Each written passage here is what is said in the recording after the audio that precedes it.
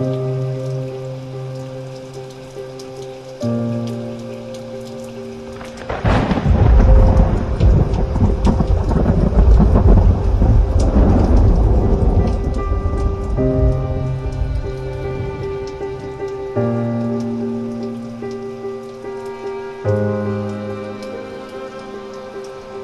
1918.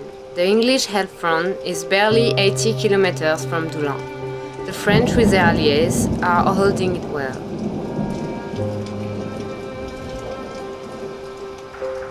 Ludendorff, now relieved of the Russian front, is preparing a German offensive.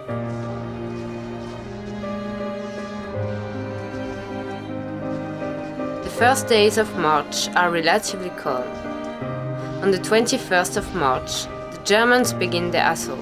At 9:40 am, 200,000 soldiers attack.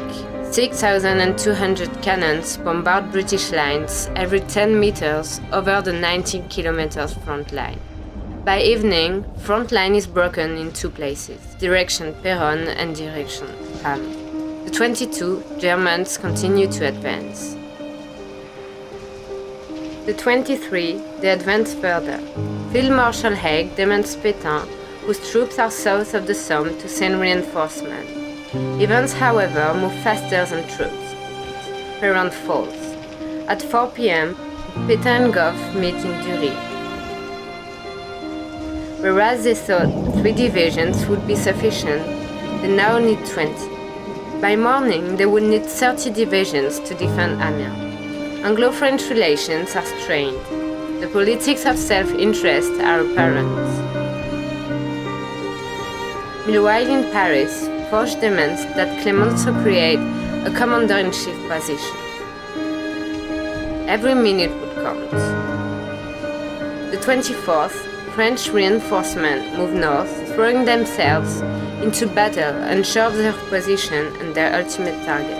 That evening, Pétain and Haig meet again in Dury. The Allies are divided and their front line has collapsed.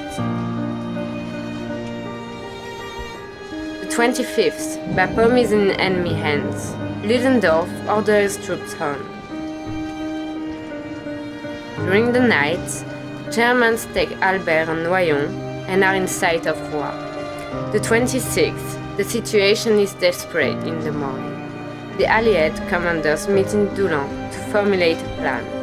After some discussion, Foch is named Commander-in-Chief of Allied troops. The end may not be in sight.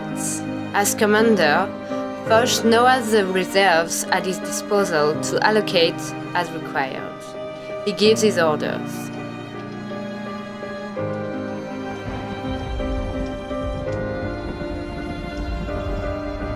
The nature of battle now changes.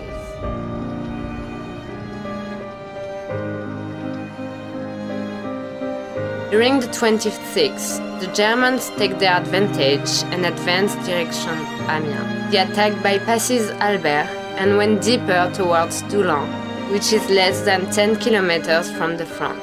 Von Bülow attempts, without success, to take Villers-Bretonneux in his drive towards Amiens. The 27th, Montdidier falls in the evening. Foch has a simple plan. He will fight on all fronts. By hitting the Germans hard, he said, he hoped to beat them. He writes to Pétain on the 27th of March. There is not another meter of French ground to be lost. The enemy must be stopped where he is. Our troops must be held at all costs and keep their ground. Though at Mons' hand, German offensive continues to be felt. Despite the fall of Moreuil on the 30th of March, the German wave is halted. Positional warfare is no longer. For 9 days, the Germans have been advancing and are dangerously close to Amiens. The Allies resurrect the cavalry and the soldiers take to their horses to stop the Germans. March 30th, 1,200 Canadians are sent to Moreuil to retake woods occupied by the Germans. General Silly orders Lieutenant Gordon Flowerdew to lead the charge. This is an extraordinary moment. I will not let you down. While the ground troops fight on foot, 100 cavalry surround the woods to push back 300 Germans who fight as they retreat. Flowerdew cries, "It's a charge, boys! Charge!" Canadians' cavalry charge towards drawn into enemy machine gun fire. As horses are mowed down, cavalry dismount and continues the charge with bayonet and rifle. It's the most bloody battle. A soldier describes the moment as surreal. We hear the groans of the wounded and nagging of dying horses. Wounded, Gordon Flowerdew would die the following day at the age of 33. He would receive posthumously the Victoria Cross. 350 Canadians and 800 horses fall on March 30th during the Battle of Moreuil. The cavalry will continue to fight despite the shelling. The woods will be liberated by the end of August.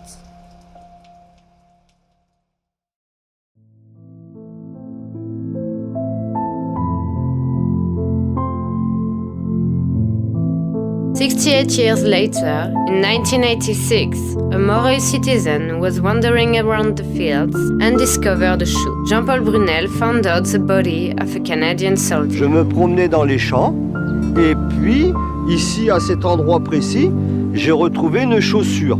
Et dans cette chaussure, il y avait des os. L'année d'après, j'ai retrouvé là une baïonnette canadienne. He shared this find and gathered his personal belongings. Years went by, and in 2008, a team of researchers and archaeologists went on the spot. Then, on the other end of the world, researches were beginning in Canada to try to find Caporal John James Willoughby, also named Jack's family. Here we are. We have John Sr., died October 30th, 1918. And they've also inscribed John's gravestone in honor of Jack. Also their son, J.J. Willoughby, who died for King and Country somewhere in France, March 30th. Jack Willoughby, aged 28, one of 13 children, killed in action with the Canadian Cavalry at Moreuil Wood. The trench detectives have tracked down his descendant, a car salesman from Rocky Mountain House, Alberta. The one thing I have that's been in the family for a long time and hung in my parents' home, and I'm now proud to have it, is a portrait of Uncle Jack in his Royal Northwest Mounted Police uniform, probably from about 1915 or so. And from the stories from my father, we know that he was in the Northwest Mounted Police and joined up with the Lord Strathcona's horse and was killed at the Battle of Moreuil Wood in France in 1918. And since then, really not sure where he is or where he was buried. So after the war, Jack is listed as missing. But in 1986, a French farmer actually found Jack's body. He was in the woods and he found Jack's body. Now, I have something to show you. I have two things to show you. Jean-Paul Brunel, who found the remains of Jack Willoughby and constructed the memorial, had sent artifacts that were found with the body. And I have a shoulder title, and that's Lord Strathcona's horse. Now, that spur and that shoulder title were found with Jack's body. Oh, you're kidding. My goodness. Isn't that something? So these went through the battle. Absolutely. Wow. Those were what he was wearing the day he was killed. Some weeks later, John James Willoughby, Jack's little nephew, went to Moreuil Wood for the first time with no clue what to expect.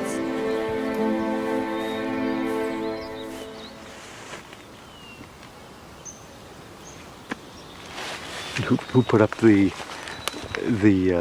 memorial? The farmer, Jean-Paul. The farmer, Jean-Paul. Here was found on October 2nd the body of John James Willoughby of the C Squadron of the Lord Strathcona's Horse Regiment. He was killed in battle on March 30th, 1918 in the heroic charge at Moreuil Wood with many of his comrades. My goodness. That makes you very proud. He's taken the time and the the effort and the honor to do this is very moving, very touching. It's incredible. And right on this spot is where they found it. I can't believe he's marked the area so extravagantly. It was right on this spot where they found it. I keep asking that question, but my goodness. Then he went to meet Jean-Paul Brunel, the man who found the soldier's body in 1986. Bonjour Jean-Paul. Ouais, Jean-James Willoughby. toi, John-Jean Willoughby, Oui. tu es de la famille de John-Jean Willoughby? Oui. C'est pas vrai. Oh, Till 1986. Having just met Jean-Paul, his enthusiasm for the history behind the Lord Strathcona's horse, and particularly his interest in my uncle, is very overwhelming. He's certainly very excited about it. I have to commend him on his on the detail that he's gone into looking. It's so significant to actually find and see these artifacts that were found with Uncle Jack. The saber, the bayonet.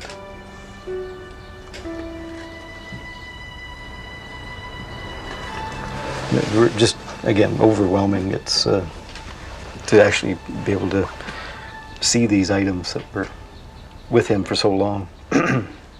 And they're on the last day of his life. 350 soldiers and 800 horses lost their lives on March the 30th. Luckily, some of them survived, such as Tom Mackay. My dad was Tom Mackey, who was the troop leader in the charge at Moreuil Wood, in the first troop in the Flower Squadron. There were horses screaming and dying, and men shouting, bullets flying everywhere from all directions. And when they charged the machine guns, his legs were shot to hell. German reports say that of the 75 who charged, only 3 made it through their heavy machine gun fire. My dad got as far as the first line of Germans, and his horse was going down. It was dying on its feet, and he was just able to reverse his sword and fall on a German, and he was down on the ground. He was quite concerned he was going to get trampled to death, but he was able to undo all his webbing and dropped his holster and his scabbard and his ammunition and so on, and dragged himself along by grabbing tufts of grass. Today, on the 30th of March, 2018, exactly 100 years after this tragic battle, we do not forget those who fought to defend Moreuil. We need to continue to honor the memory of those who battled, sacrificed themselves, those who suffered, so that we could live the freedom and live the life we know today. In memory of Canadian, English, Scottish, Australian and French soldiers, and in memory of all of the men who died for France between 1914 and 1918.